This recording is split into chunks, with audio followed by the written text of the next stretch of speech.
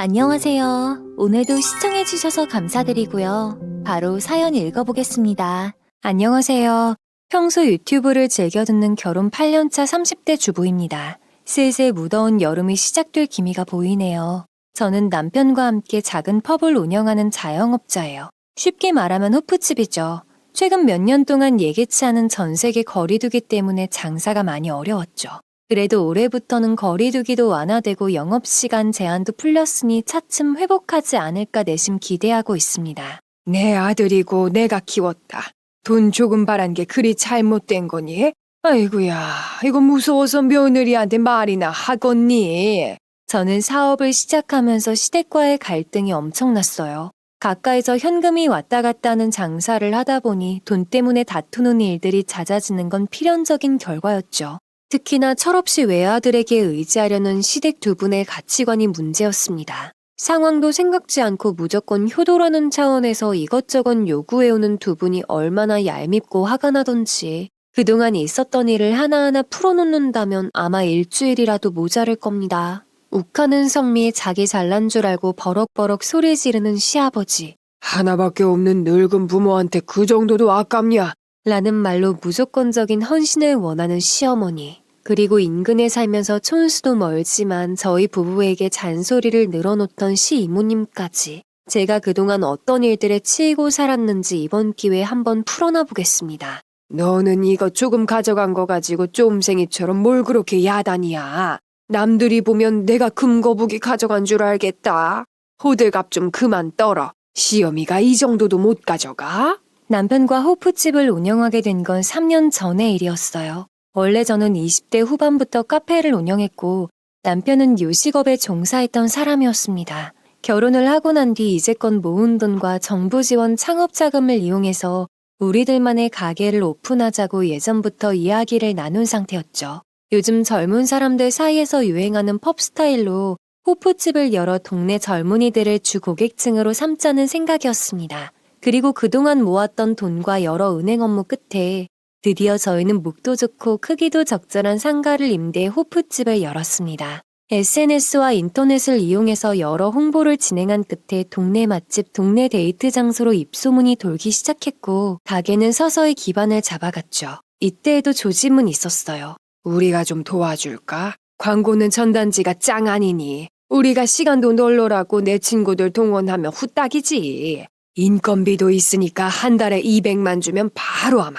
어머님 말씀은 감사하지만 광고 전략을 온라인으로 정해서요. 제 말이 끝나기 무섭게 어머님은 에이라며 못마땅한 얼굴을 내비치셨죠. 게다가 새로운 일터에서 행복한 미래를 꿈꾸던 저희 부부에게는 한 가지 신경 쓰이는 것이 있었습니다. 바로 개업한 매장이 시부모님의 집과 가까운 곳에 위치한다는 거였어요.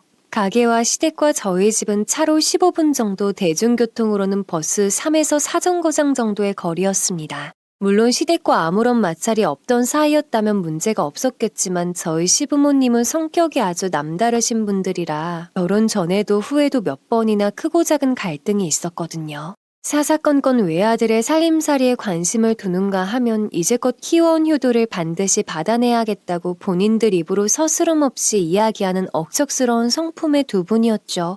너희만 잘 살면 우리는 바라는 게 없다는 친정과는 다르게 이번 달에는 용돈 안 주니? 남의 집 며느리는 올 때마다 고기도 사오고 과일도 사오는데 왜 너는 항상 빈손이니? 같은 말들을 부끄러움 없이 꺼내놓는 그런 부류였습니다. 저는 결혼 생활 중에 두 분의 이런 가치관 때문에 여러 번 알아누울 정도로 괴로워했고 남편도 부모님의 이런 염치 없는 성격을 싫어했던 터라 싸우기도 많이 싸웠습니다. 남편은 중간 역할을 하며 어떻게 해서든 평화롭게 살기 위해 동분서주했지만 강성 시댁에 밀려 늘 샌드백이 되었죠. 가급적이면 그들의 입김이 전혀 닿지 않을 만한 거리에 가게를 내고 싶었지만 가진 자본금이 부족했기에 결국 최선이라 택한 곳이 시부모님 반경이었습니다. 차라리 돈을 더 빌려서라도 다른 지역에 가게를 내볼까도 고민했어요. 하지만 계산기를 두드려보면 답이 없더라고요. 거리가 멀어질수록 매달 출퇴근하는 기름값은 물론 임대료가 천정부지로 뛰어올랐거든요. 가게 오픈 준비 때부터 각오하긴 했지만 두 분의 간섭은 가게 문을 연 그날부터 시작됐습니다. 잘 먹고 간다. 며느라 종종 들리마. 그리고 이거 품질이 꽤 괜찮다 얘. 우리 몇 개 챙겨갈게. 어머님, 그거 이번 달에 손님들 나눠주려고 했던 건데 그렇게 많이 가져가시면. 두 분은 오픈 첫날 빈손으로 가게에 방문하셨습니다. 이곳저곳을 살펴보며 훈수 아닌 훈수를 늘어놓던 두 분은 치킨과 골뱅이 소면 그리고 생맥주를 원 없이 마셨습니다. 어떻게 아들의 가게 오픈 날에 빈손으로 찾아올 수 있을까요? 못해도 장사 잘 되라는 문구가 적힌 작은 화분이나 키친타올 같은 거라도 사올 수 있는 거 아닌가요? 아니면 첫 개업식에서는 무조건 돈을 받아야 한다며 자신들이 주문한 음식을 계산하실 수도 있고요. 하지만 대단하신 두 분 아무것도 안 하고 가셨습니다. 이 사이에 낀 음식을 찝찝대며 가게 문을 나서는 시부모님을 보며 저는 찌푸려지는 표정을 풀기 위해 무던히 애썼죠. 설마 정말 저렇게 그냥 음식만 드시고 가시겠어? 가게 운영할 때 보태 쓰라는 작은 봉투를 주진 않을까? 내심 그렇게 기대한 제가 바보죠. 그동안 해오신 행동이 있는데 저는 시부모님을 아직도 파악하지 못했나 봅니다. 거기에 어머님은 한술 더 떠서 오픈 기념 이벤트로 마련한 행주를 쇼핑백 한가득 챙겨가시더군요. 한 달 동안 방문하는 손님에게 증정하기 위해 하나하나 예쁘게 포장해 놓은 사은품인데 본인 쓰신다고 수십 개 꽉꽉 눌러 담아가는 시어머니의 모습에서 없던 정도 다 떨어졌습니다. 이런 건 안잡하게 매장에 있으면 지저분해 보인다. 에휴, 이게 뭐니 너는. 정리할 겸 내가 치워주마. 물론 행주가 비싼 건 아니죠. 그래도 사업을 위해 준비한 것을 공짜라고 생각하며 쓸어가는 어머니 행태에 저는 어처구니가 없었습니다. 제 난처한 만류에도 어머님은 못 들은 척하며 가게를 나가셨습니다.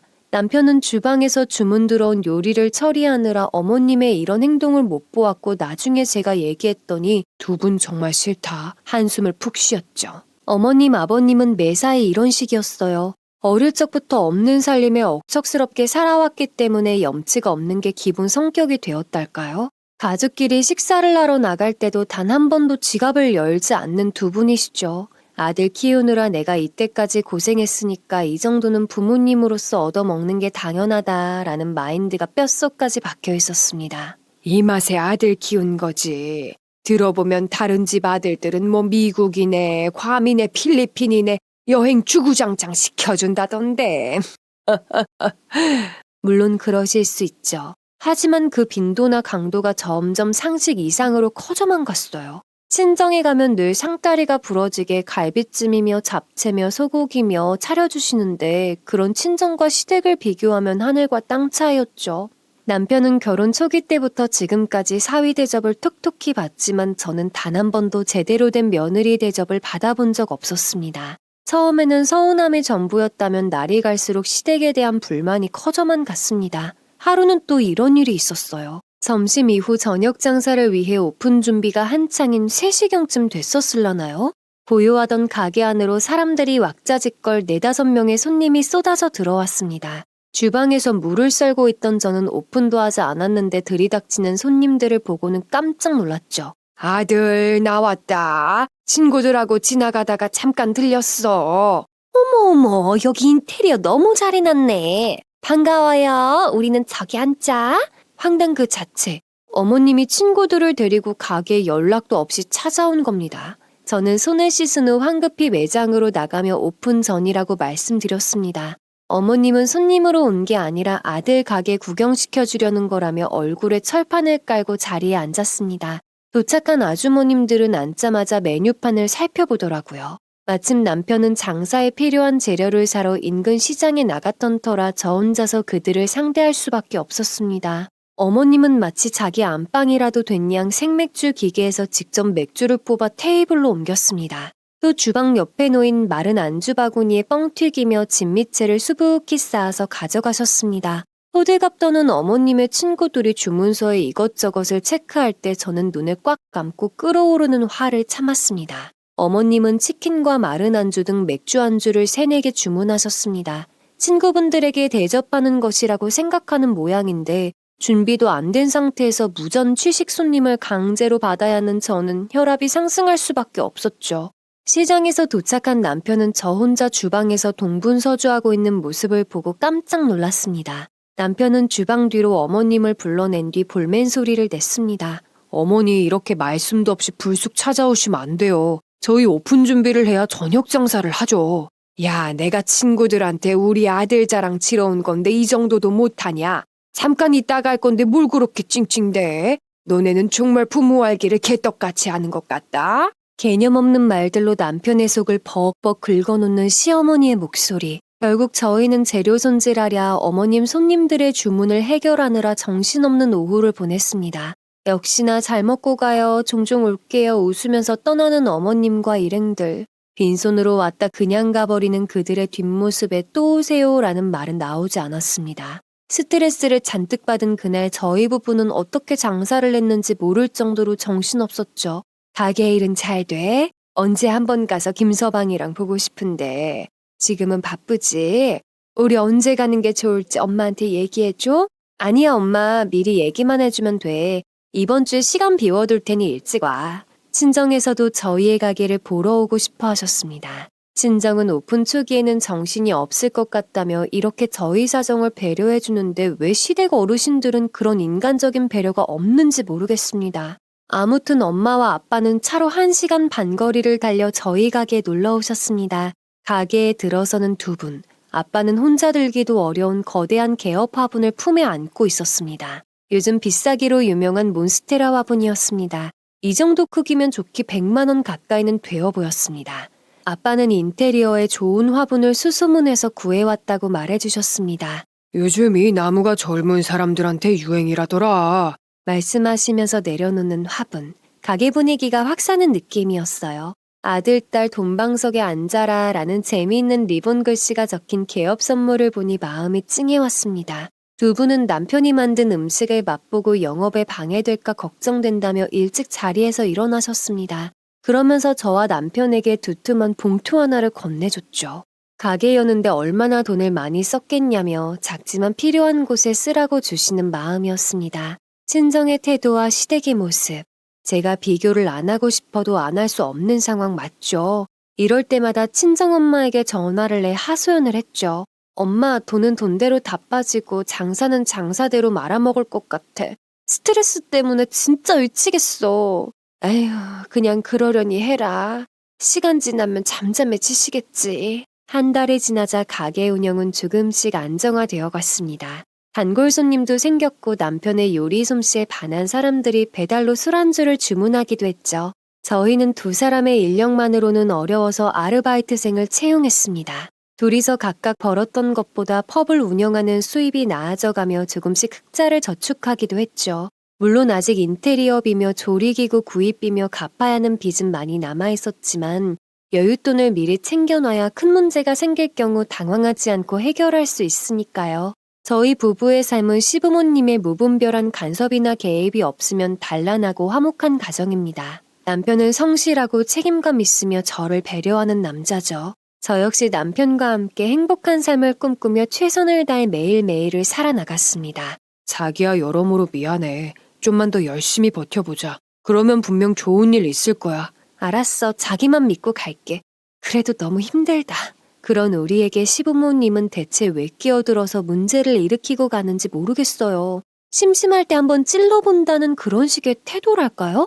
아니면 외아들을 아직도 자신들이 좌지우지할 수 있는 도구 정도로 생각하는 걸까요? 하루는 이런 일이 있었습니다. 휴일을 맞이하여 남편과 근교로 데이트를 가기로 한 날이었습니다. 자영업을 하는 사람들은 아시겠지만 쉬는 날을 빼는 것이 무척 어렵잖아요. 때문에 한번 놀러 가겠다 계획하면 스케줄을 미리미리 짜놓고 그대로 알차게 실행하고 싶어 합니다. 그날 저희 부부는 오랜만에 갖는 휴일을 알차게 보내리라 다짐했어요. 꽃도 보고 맛있는 것도 먹고 예쁜 카페도 가서 사진도 찍고 하루 온종일을 힐링을 위해 쓰겠노라 몇 주 전부터 꼼꼼히 계획한 상태였습니다.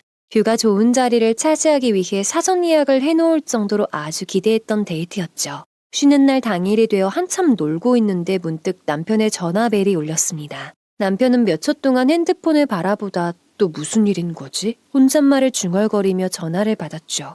아니 그건 그냥 마트에 가서 사세요. 뭘 가게에 가서. 아니 됐고 그냥 마트 가서 사시면 되지 굳이 그걸 가지러 가게까지 가는 게 이상하잖아요.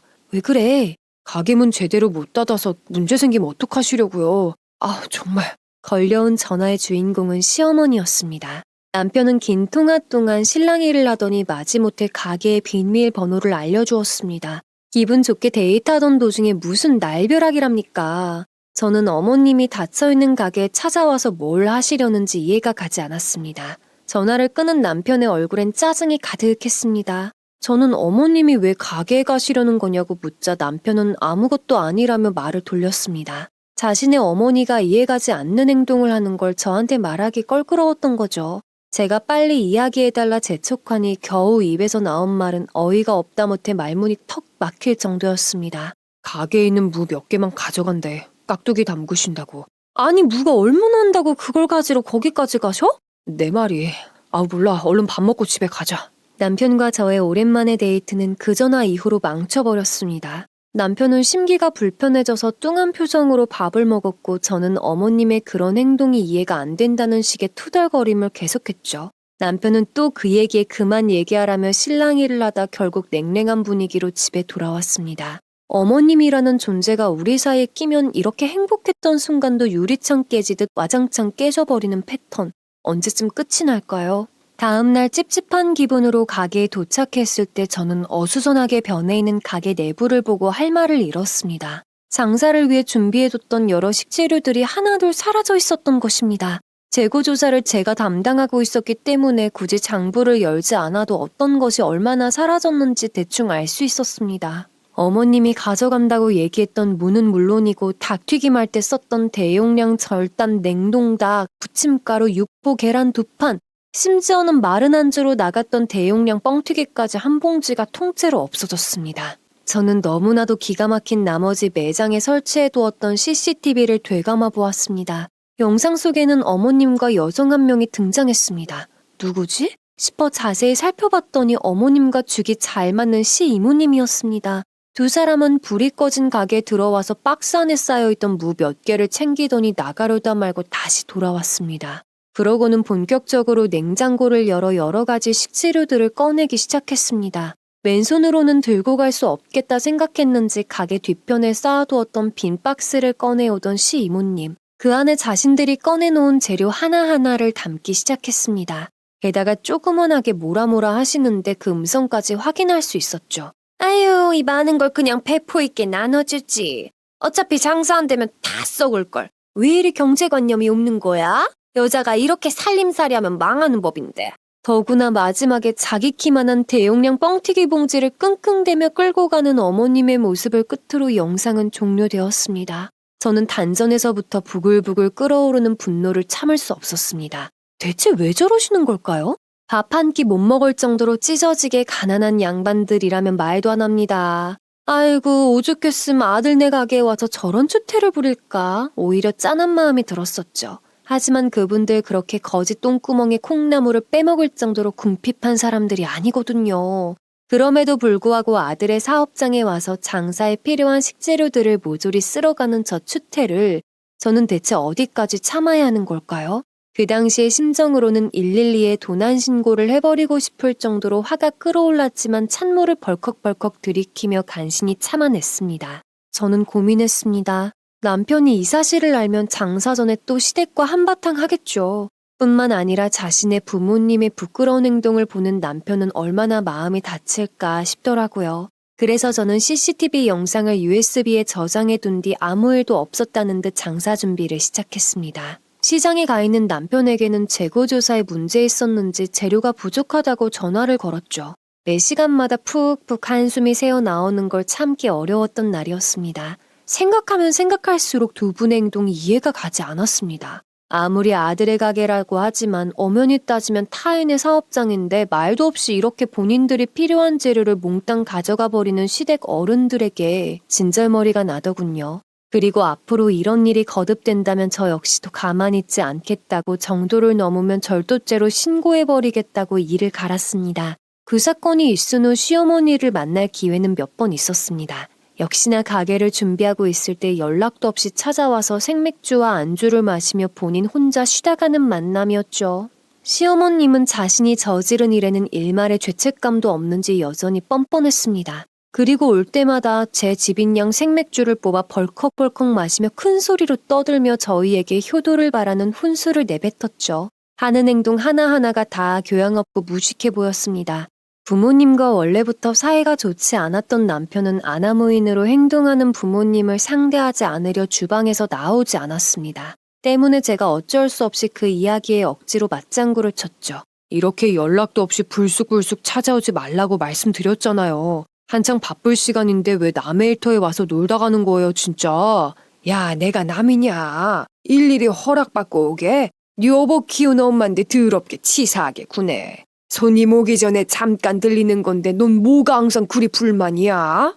시어머님은 장사를 한 번도 해보지 않은 사람이었기 때문에 오픈 준비에 시간과 힘이 더 쏟아진다는 것을 전혀 이해하지 못하셨습니다. 저는 남편에게 입 아프니 신랑이 하지 말라고 눈치를 줬습니다. 장사 전부터 싸우고 시작하면 후폭풍은 함께 일하는 제 몫이니까요. 어머님은 이렇게 불쑥 찾아와서 치킨이며 골뱅이며 육포며 안주와 생맥주로 한 끼 든든히 채우시고는 훌쩍 떠나셨죠. 바쁘니까 제발 그렇게 하지 말라고 남편이 수차례 말해도 소 귀에 경일기처럼 어머님의 막무가내는 사그라들지 않았습니다. 시댁에 대한 피로감은 날로 늘어갔지만 장사는 잘 됐어요. 인근의 깨끗한 호프집을 찾을 수 없었던 주민들은 저희의 매장을 많이 찾아주셨고 각종 SNS와 블로그 등에서 우리 가게에 대한 리뷰가 늘어갔거든요.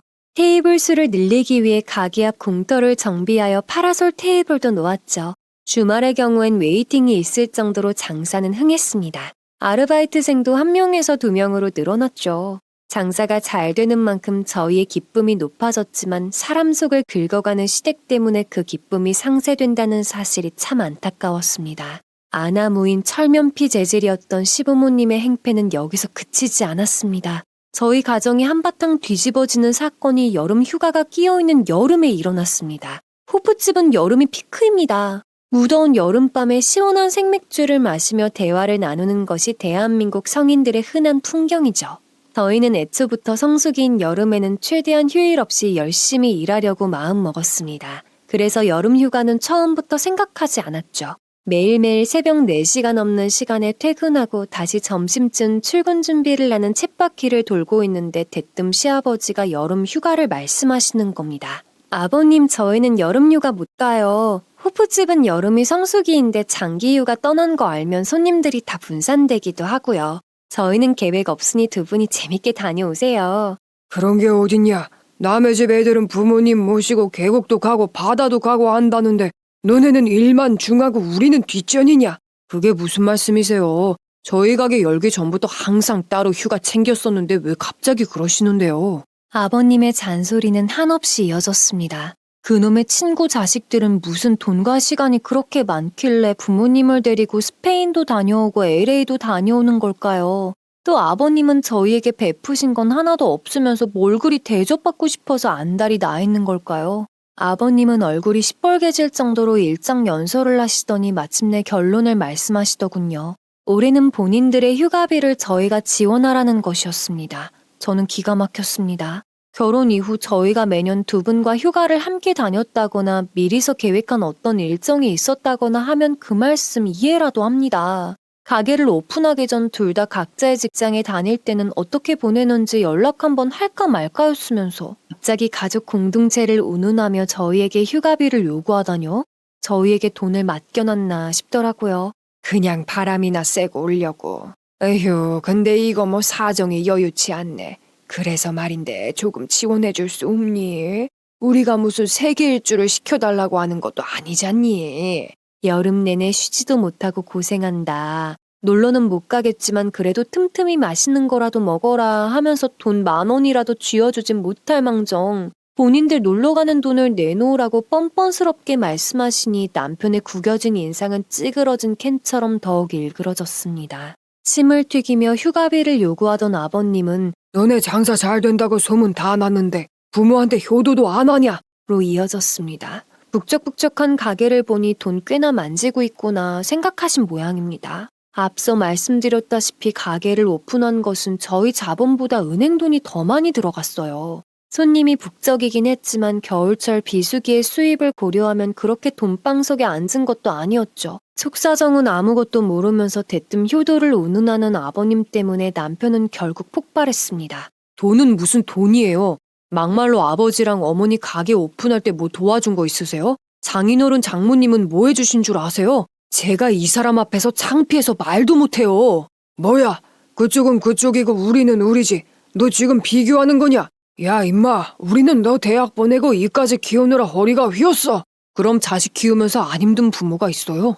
앞으로 그런 말 하실 거면 가게에 얼씬도 하지 마세요. 진짜 사람 속 좀 그만 긁으시라고요. 폭발한 남편은 이웃 가게에 쩌렁쩌렁 울릴 정도로 소리를 질렀습니다. 평소에는 최대한 참아내던 남편이었지만 대놓고 현금을 요구하는 아버님의 태도에 이번만큼은 견디기 힘들었나 봅니다. 시아버지는 남편의 모습을 처음 보셨는지 이 배은망덕한 자식이라는 혼잣말만 읊조리며 벙쪄 있었고, 시어머니는 눈치를 살피다 시아버지를 끌고 가게를 나가셨습니다. 시아버지는 문을 나서면서도 저희에게 부모한테 이따위라는 것이 잘 되나 보자. 며 악담을 쏟아내셨습니다. 남편은 테이블에서 머리를 감싸 안으며 괴로워했고 저는 한숨을 쉬며 옆에서 등을 토닥여 주었습니다. 외아들인 남편이 그동안 괴팍하고 예의 없는 두 분 아래에서 얼마나 많은 시간을 견뎠는지 저는 익히 알고 있었습니다. 돈 욕심은 많지만 정보력이 없었던 두 분이 남편의 어린 시절에 주식을 얼마나 큰 돈을 입었는지, 그리고 집안의 빚을 해결하느라 남편이 청춘을 바쳐 번 돈을 얼마나 많이 써야 했는지 모든 속사정을 저는 알고 있었죠. 말도 마. 내 부모님이지만 나 어렸을 때부터 정말 사고 많이 치시고 사람들한테 마구잡이로 억지 부리시고 그래도 어쩌겠어. 날 키워주신 부모님이라고 생각하고 살아왔는데 지금도 그렇게 과거도 그렇고 진짜 내가 할 말이 없네. 그것 때문에 남편은 진즉 부모님에게 정남이가 떨어진 상태였거든요. 결혼을 해서 독립하면 앞으로는 간섭이 좀 덜해지지 않을까 생각했지만 두 분은 아들의 앞길을 막는 더 큰 장애물이 되었습니다. 이렇게 불쑥 찾아와 사람 속을 뒤집어 놓기 일쑤였죠. 저는 남편을 위하여 그리고 제 삶을 위하여 시댁과 저희의 분리를 위한 방법을 강구해야겠다고 생각했습니다. 한바탕에 소란이 있은 후 시댁은 뜸해졌습니다. 무작정 가게에 찾아와 무전 취식하는 일도 없었고 뜬금없는 돈을 달라고 요구하는 일도 없었습니다. 두 분이 없어서 마음도 편안했고 장사에 활기가 돌았습니다. 눈코 뜰 새 없이 시간이 지나갔죠. 여름 내내 수금통에는 10,000원권, 50,000원권 지폐가 꽤 쌓여갔습니다. 은행에 가야 하는데 매일 새벽에 퇴근하고 시장에 가서 다시 오후 장사를 준비하다 보니 은행 업무를 계속 미루게 되었습니다. 저희는 매일 50,000원권을 고무줄로 묶어 금고 아래 비상서랍에 잘 놔두었죠. 하루는 은행에 가야겠다 마음을 먹고 예정된 시간보다 이른 시간에 가게에 찾아갔습니다. 보통은 1시 넘어서 가게에 도착하는데 오랜만에 점심 이전에 온 거죠. 그동안 밀린 은행 업무도 보고 잔돈도 바꾸고 와야지 생각하며 가게 근처 주차장에 주차를 하고 내리는 찰나 저는 저 앞으로 가방을 맨 채 지나가는 시아버지를 보았습니다. 아버님이 이 시간에 왜 여길 지나가시지? 생각하는 찰나에 저는 뭔가 낌새가 이상하여 몸을 핸들 아래로 숙였습니다. 아버님은 신호를 기다리며 크로스로 메고 있던 가방을 열어봤다 다시 닫기를 반복했습니다. 뭔가 기분 좋아 보이는 발걸음으로 사거리 넘어 사라지시더군요. 저는 고개를 갸웃하며 가게 들어갔습니다. 어제 저녁에 마무리 지었던 모습 그대로의 가게이지만 어딘가 조금 낯선 느낌이 들었습니다.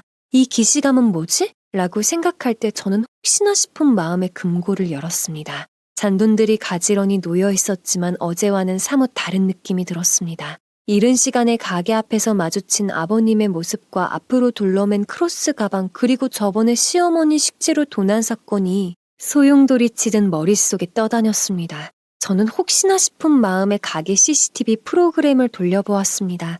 프로그램을 켜기 전까지 아닐 거야, 설마 아니겠지 라는 마음으로 두근거리는 심장을 애써 진정시켰습니다. 저는 당일 기준부터 배속 되감기를 하며 가게를 살펴보았습니다. 그리고 얼마 뒤 헉 하는 소리가 입 밖으로 터져나왔죠. 마주쳐서는 안 되는 그 장면을 고요한 가게 안에서 보고 말았습니다. 제가 들어오기 바로 몇 분 전 카운터 주변을 살피고 있는 한 사람. 네, 바로 아까 전 목격한 시아버지였습니다. 아버님은 대범하게 가게 비밀번호를 열고 들어오더니 가게 이곳저곳을 살폈습니다. 그리고는 카운터에 앉아 능숙하게 금고를 열고는 10,000원짜리 지폐 다발을 세웠습니다. 그리고 그중 티가 나지 않을 정도인 5장 정도를 빼놓고는 다시 내려놓으셨습니다.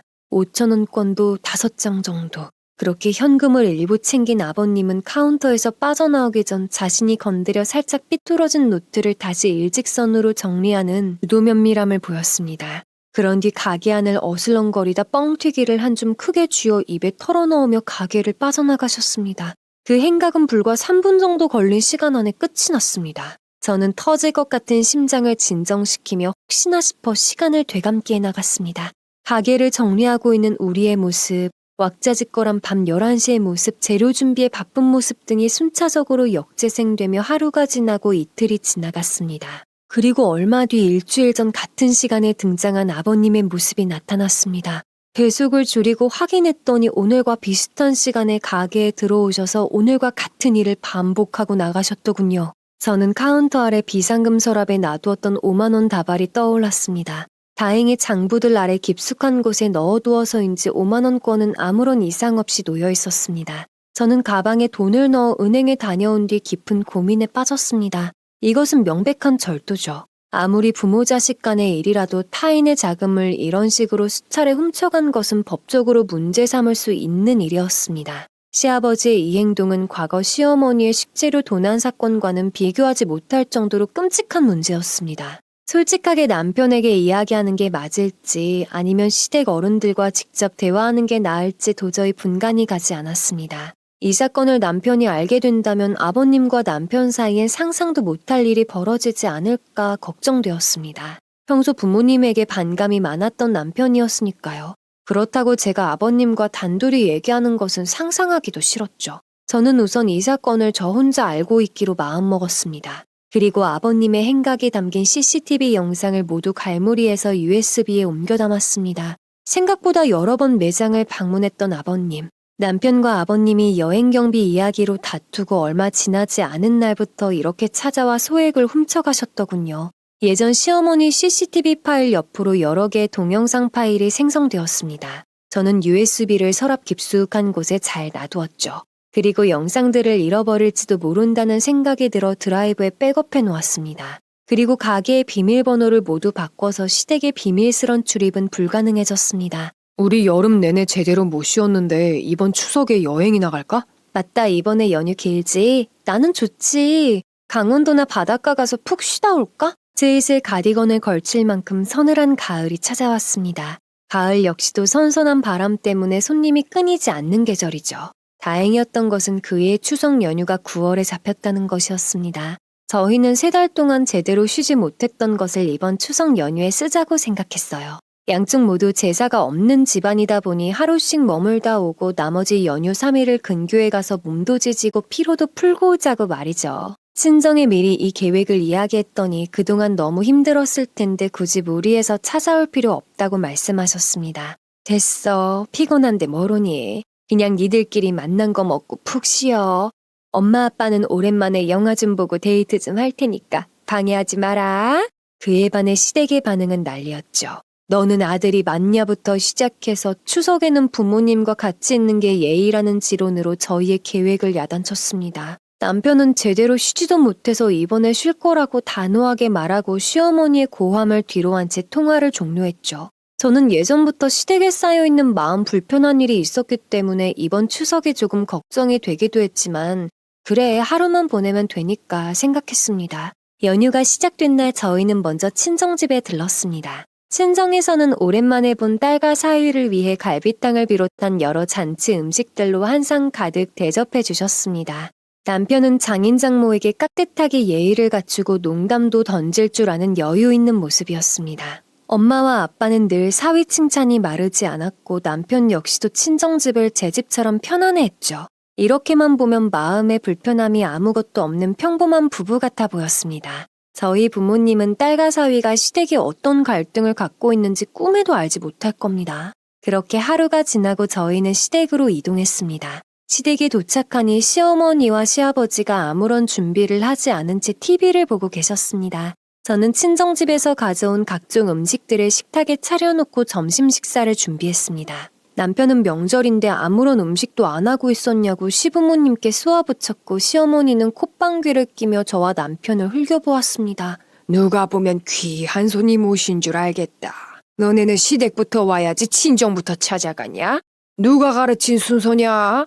찾아뵙는 곳에 순서가 어딨어요. 상황에 따라 먼저 갈 수도 있는 거죠. 기분 좋은 마음으로 왔는데 그만하세요. 시어머니는 혼잣말을 궁시렁거렸습니다. 상에 차려진 음식을 먹고 저희는 거실에 앉아 다 같이 TV를 보았습니다. 시댁 냉장고는 명절임에도 불구하고 전혀 준비가 되어 있지 않아서 그 흔한 과일 하나가 없더군요. 오히려 저를 향해 너는 과일 같은 거 한번 사오는 법이 없구나 며 핀잔을 늘어놓았습니다. 저는 두 분의 행각을 직접 목격했기에 두 분을 편하게 바라볼 수 없었습니다. 그저 대꾸 없이 상치우기에 몰두했죠. 두 분의 아무 일도 없었다는 듯한 뻔뻔한 태도를 보면 금세 속 깊은 곳에서 울컥 분노가 치솟았습니다. 어색한 시간이 지나가는 중 남편은 그만 가자고 일어났습니다. 그때 시어머니는 근처에 살고 있는 이모가 오고 있다고 하니 얼굴이라도 보고 가라며 남편을 막았습니다. 저는 시이모라는 말에 또 가슴 한켠이 서늘해졌죠. 어머님과 저희 가게에서 식재료를 가져갔을 때 보았던 그분을 눈앞에서 마주친다면 얼마나 어색할지 상상이 갔거든요. 남편은 한숨을 쉬며 다시 자리에 앉았습니다. 그리고 얼마 지나지 않아 시이모가 도착했습니다. 시이모는 양손에 무슨 선물 상자 같은 것을 가득 들고 왔습니다. 명절이라 시댁에 줄 선물인가 생각하기에는 그 양이 상당히 많더라고요. 에이그야, 이것 좀 들어봐라. 내 올 때 사과도 사왔다. 어휴, 요새 과일이 왜 이렇게 비싸니? 시이모는 집에 들어서면서 저와 남편을 보고는 과장된 목소리로 인사하며 끌어안았습니다. 평소에 왕래가 없는 사이였기에 저와 남편은 시이모의 오버스러운 모습에 쭈뼛거렸습니다. 거실에 다 같이 모인 5명. 시이모는 명랑하면서도 억척스러운 인상이 강했습니다.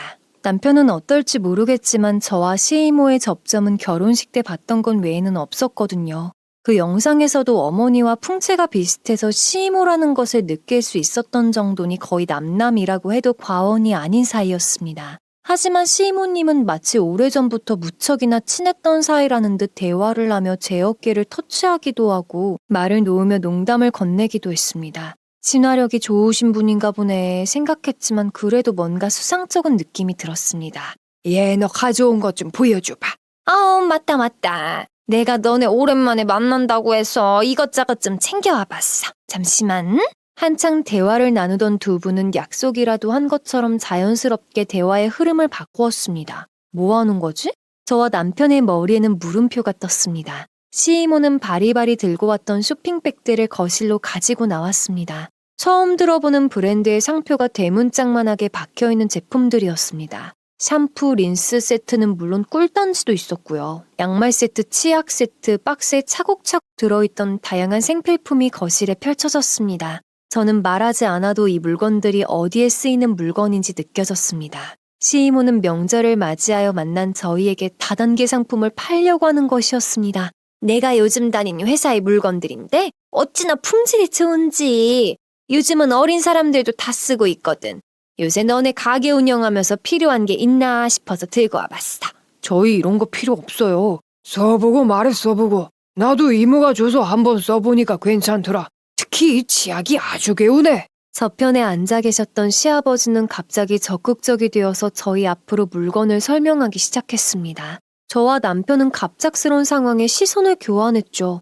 세 분은 가족이 아니라는 듯 저희를 처음 본 구매 고객이라 여기는 듯 그렇게 일장연설을 하기 시작했습니다. 저는 정말이지 고개를 가로젓지 않을 수 없었습니다. 어떤 커넥션이 연결되어 있는지 자세히 모르지만 아버님, 어머님이 이렇게 적극적으로 같이 홍보하는 것을 보면 저희에게 반드시 팔아야 자신들에게 떨어지는 돈이 있었던 모양입니다. 남편은 필요 없다고 연신 거절했지만 세 분은 끈질기게 남편의 손에 물건을 쥐어주려고 했습니다. 남편의 얼굴이 점점 굳어지는 것을 본 시어머니는 이번에는 저를 공략하기 시작했습니다. 저의 피부가 거칠어졌다며 화장품 세트를 보여주며 이것저것 말도 안 되는 이야기를 늘어놓더라고요. 콜라겐이 어쩌네, 피부 재생이 어쩌네, 침을 튀겨가며 열정적인 시어머니를 보니 저는 머리를 망치로 맞은 것처럼 어이가 없었습니다. 오랜만에 본 아들과 며느리에게 다른 날도 아니고 명절에 다단계 상품을 팔기 위해 노력하는 꼴이란 대책이 없었죠. 남편은 열정적인 세 분을 뒤로하고 자리에서 일어나 집으로 가려고 했습니다. 저 역시 자리를 일어섰죠. 그러자 시아버지는 갑자기 남편을 향해 싸가지가 없다며 고함을 치셨습니다. 부모 보기를 개똥같이 본다며 갑작스러운 맹비난을 쏟아냈죠. 남편은 외투를 걸치며 거실에 모여있는 세 분을 바라보았습니다. 차갑게 식은 목소리 안에는 겨우겨우 참아내는 분노가 섞여 있었습니다. 예전부터도 생각했지만 두 분은 정말 이해할 수가 없네요. 아들과 며느리에게 할 수 있는 행동이 이게 최선입니까? 할 말은 정말 많지만 입 다물고 나가겠습니다. 더 이상 보지 맙시다 우리. 뭐가 어쩌고 저쩌? 이 싸가지 없는 자식이. 기껏 키워줬더니 부모 알기를 못같이 알고. 너 어디가? 다시 말해봐. 시아버지는 소리를 버럭 지르더니 신발을 신고 나가려는 남편의 목덜미를 잡아 끌었습니다.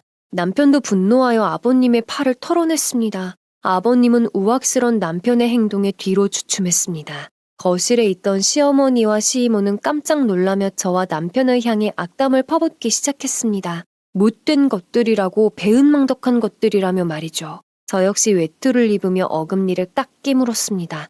저희를 그저 돈으로만 생각하는 사람들. 마음 같아서는 침을 뱉어버리고 싶은 지경이었지만 간신히 참아내고 있었습니다. 남편과 함께 혼돈으로 뒤덮여버린 이곳을 당장 빠져나가서 다신 보지 말아야지. 앞으로 저 사람들은 없는 사람이라 생각해야지 결심을 하고 있었죠. 그런데 흥분한 시이모의 말 한마디가 저의 고막을 찢듯 들려왔습니다. 그 한마디 때문에 저는 간신히 잡고 있던 이성의 끈을 놓아버리고 말았습니다. 제가 저렇게 싸가지 없진 않았는데 결혼한 뒤로 아예 맛이 갔어. 마누라 잘못 만난 뒤로는 저래 변해버렸어. 아이고 우리 언니 불쌍해서 어떡해.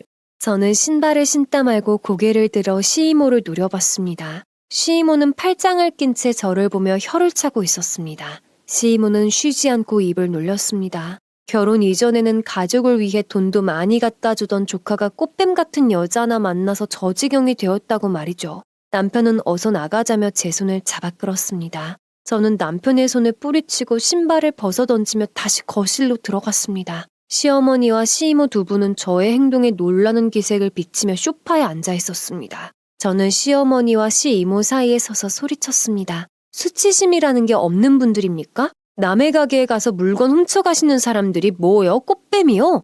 제가 꽃뱀이면 두 분들은 뭔데요? 이게 뭐라는 거야? 우리가 뭘 훔쳐가? 어? 남편은 저를 불렀지만 저는 아랑곳하지 않았습니다. 저는 소파 한쪽에 놓여있던 리모컨을 쥐었습니다. 그리고 핸드폰과 미러링을 시켰습니다. 세 분은 저의 행동을 보며 대체 뭐 하는 거냐고 소리를 질렀지만 저는 아랑곳하지 않고 폰으로 드라이브에 들어갔습니다. 남편도 신발을 벗고 거실에 돌아왔죠. 그리고 곧 재생되는 동영상 하나. 시이모와 어머니가 저희 가게의 식재료를 훔쳐가는 동영상이었습니다. 남편은 TV 화면에 재생되는 두 사람의 행각이 입을 떡 벌렸습니다. 시어머니는 소리를 지르며 저의 손에 들린 리모컨을 뺏으려 들었고 저는 물러나며 동영상이 계속 재생되도록 했습니다. 시아버지 역시 당장 끄라며 소리를 치더군요. 너 이걸 우리한테 보여줘서 뭐 어쩌겠다는 거야? 뭐 대단한 거 가져갔다고 이런 걸 들어서 사람 협박하는 거냐고? 아버님, 여기 아버님은 없을 것 같아요. 계속 보세요. 어떤 영상이 나오는지 보시라고요. 저는 있는 힘을 다해 소리를 질렀습니다. 세 사람은 처음 보는 제 모습에 당황을 감출 수 없었습니다. 저의 얼굴은 폭포수처럼 흐르는 눈물로 범벅이 되어 있었습니다. 그동안 쌓여왔던 시댁에 대한 분노와 배신감이 뒤섞인 눈물이었습니다. 다음 영상이 자동 재생되었습니다. 아버님이 카운터에서 돈을 빼돌리는 영상이었습니다. 남편은 혼이 빠진 것처럼 TV에 드러난 부모의 만행을 가만히 지켜보고 있었고 자신들의 추악한 모습을 만천하에 드러난 세 사람은 민망함을 감추려는 듯 오히려 저희를 더욱 비난하고 있었습니다. 독한 것이라고. 이런 걸 핸드폰에 담아두고 모른 척 있었던 거 보면 진짜 독하디 독한 것이라고. 시이모의 목소리는 끊임없이 되풀이하고 있었습니다. 아버님이 카운터에 앉아서 돈을 훔쳐가는 영상은 꽤 많았습니다. 남편은 3개에서 4개의 영상이 재생될 때까지 말없이 지켜만 보고 있다가 더 보지 않아도 되겠다는 듯 저의 어깨 위에 손을 올렸습니다. 눈물 범벅이 된 저는 남편을 올려다봤습니다. 허탈함이랄까요? 좌절이랄까요? 아니면 모든 것을 포기한 사람의 얼굴이랄까요? 남편의 표정은 표현을 할 수 없을 정도로 참담했습니다. 부모님의 부끄러운 모습을 자신의 배우자가 알면서도 감추고 있었다는 사실이 그를 더욱 수치스럽게 했을 것입니다. 평생 남에게 민폐를 끼치지 않기 위해 노력해왔던 남편이기에 어쩌면 부모의 이런 모습 때문에 자신이 벌거벗은 것처럼 부끄러웠을 것입니다. 진짜 너무하시네요. 너무하세요. 이러실 순 없어요. 라는 남편의 중얼거림만 계속 들릴 뿐이었죠. 저는 그제야 미러링을 종료했습니다. TV 화면에는 외부 입력이란 글자가 떠오르며 검은 화면으로 바뀌고 소란스럽던 거실은 한순간에 고요해졌습니다.